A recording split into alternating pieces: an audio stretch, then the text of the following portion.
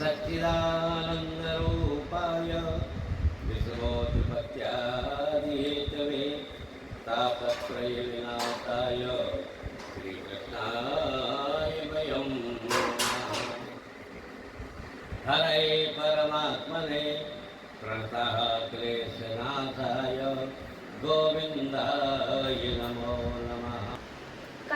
गुरोर्ब्रह्मा गुरोर्विष्णु गुरुर्देवो महेश्वरा गुरुर्साक्षात् परब्रह्म तस्मै श्रीगुरुवे नमः। अखण्डमण्डलाकारं व्याप्तमेन चराचरं तत्पदं दर्शितं तेन तस्मै श्रीगुरुवे नमः। बोले श्री रामचंद्र भगवान की जय, बोले हनुमान जी महाराज की जय, बोले भगवान। हाँ तो बंधु, आज आप सभी के समक्ष भगवान श्रीमन नारायण को ध्यान में रखते हुए आपको जीवन के रहस्य के विषय में हम बताना चाहेंगे। तो ध्यानपूर्वक सुनिएगा। व्यक्ति का जीवन 4 भागों में होकर के निरंतर चलता है और वह 4 भाग आश्रमों के रूप में जाने जाते हैं।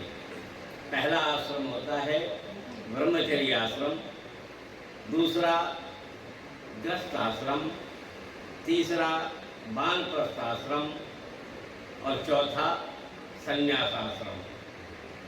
तो ऐसा हमारे आचार्य चाणक्य ने लिखा है कि प्रथमं नार्जते विद्या, द्वितीयं नार्जते धनम, तृतीयं नान्यम, चतुर्थे किम करिष्यति।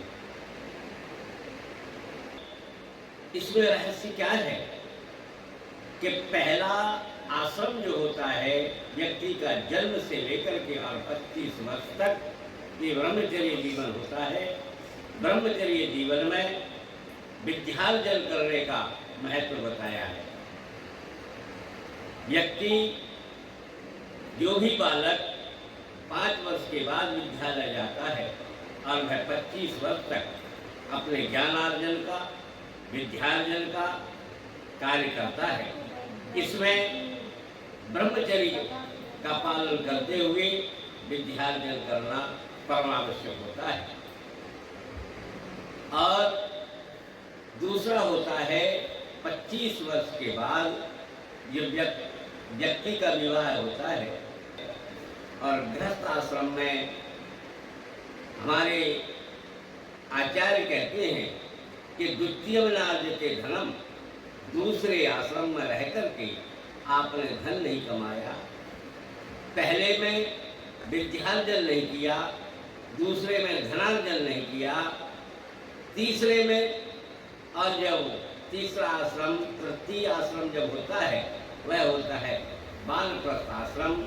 जब व्यक्ति की आयु 55 वर्ष हो जाती है तो वह स्वतः ही वानप्रस्थ आश्रम में प्रवेश कर जाता है। तो वहाँ आचार्य कहते हैं कि वानप्रस्थ आश्रम में रहकर के व्यक्ति को पुण्यार्जन करना चाहिए। तो प्रारंभ से ये बताया गया कि ब्रह्मचर्य आश्रम में धनार्जन, द्वितीय आश्रम जो है गृहस्थ आश्रम, इसमें धनार्जन, ज्ञानार्जन, धनार्जन और पुण्यार्जन, ये तीनों हमारे जीवन को सफल बनाने वाले हेतु हैं। अब इसको ऐसे समझें कि हमारे प्रकृति में 4 ऋतुएं मुख्यतः होती हैं। 4 ऋतुओं में कौन कौन सी ऋतुएं होती हैं?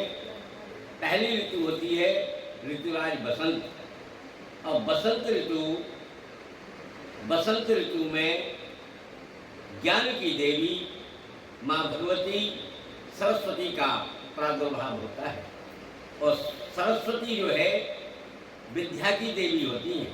तो पहला आश्रम हमारा ब्रह्मचर्य आश्रम होता है और ब्रह्मचर्य आश्रम में रह करके हमको सरस्वती की उपासना करना परम आवश्यक होता है। इसलिए विद्यार्थियों को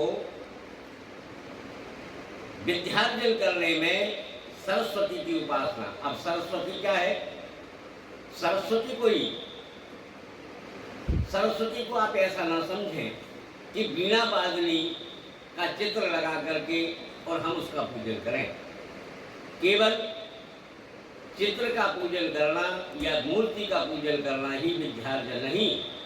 हमको पुस्तकों का ध्यान करना चाहिए।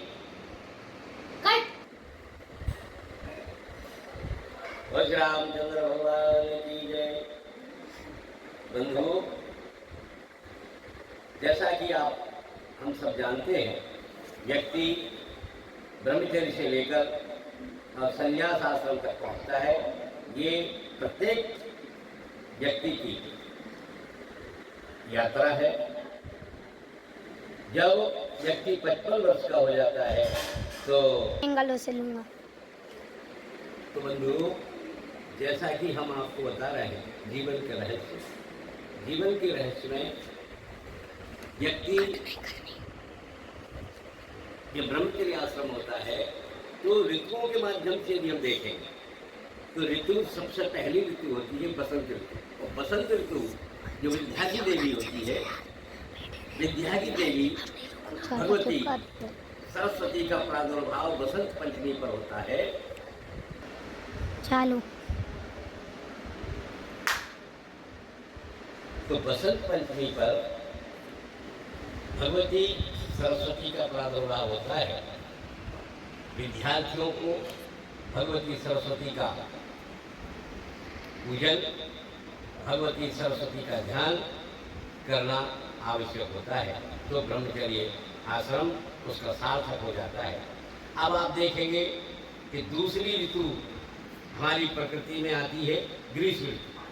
और गर्मी की ऋतु में आप देखते हैं कि जनमानस को इतना पसीना आता है, इतना गर्मी लगता है, सारा वातावरण जो है गर्म हो जाता है।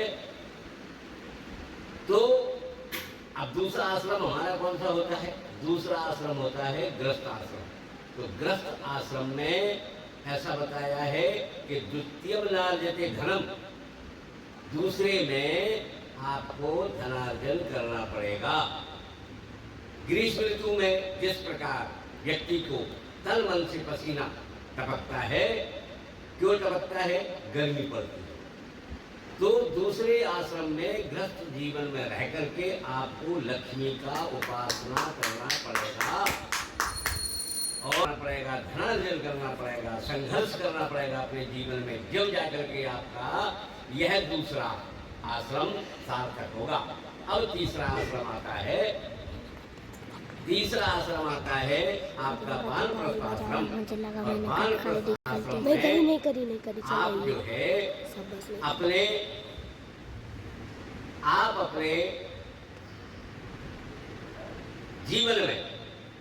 अपने जीवन में पुण्य अर्जन करने के लिए तत्पर हो जाइए।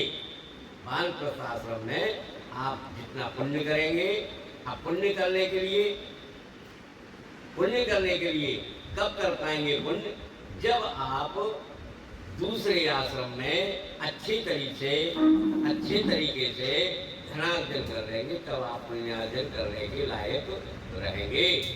इसलिए तीसरे आश्रम में पुण्यार्जन आपको करना पड़ेगा।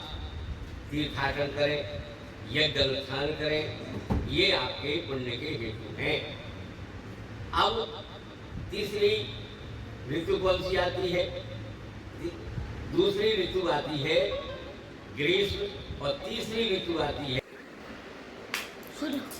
तो बंधुओं, ये हमने अभी आपको 2 आश्रमों के बारे में बताया और अगले चरण में हम तीसरे आश्रम से चौथे आश्रम तक चलेंगे। और भी इसमें अभी रहस्योद्घाटन नहीं हुआ है। हम आगे और गूढ़ रहस्य के बारे में आपको बताएंगे, जिससे कि आपका जीवन सार्थक हो और अपने जीवन में आनंद की अनुभूति हो। जय श्री राम।